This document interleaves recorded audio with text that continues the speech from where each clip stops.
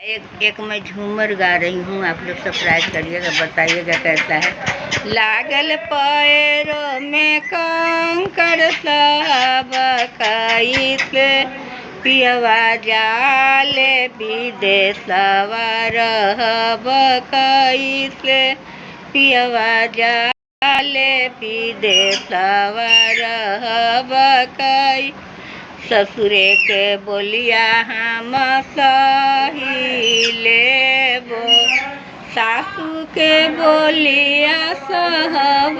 कैसे पियवा जाले विदेशवा रहब कैसे पियवा जाले विदेशवा रहब कैसे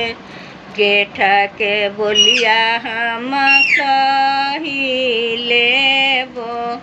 जेठानी के बोलिया सब कैसे पियवा जाले विदेशवा रहब कैसे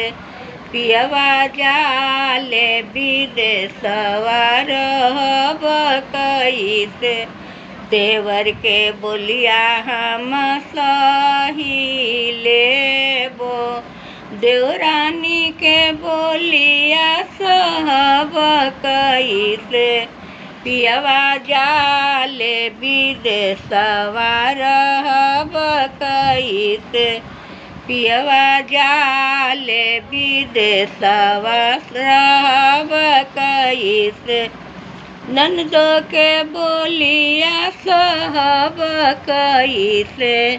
पियवा जाले विदेशवा रहब कैसे पियवा जाले विदेशवा रहब कैसे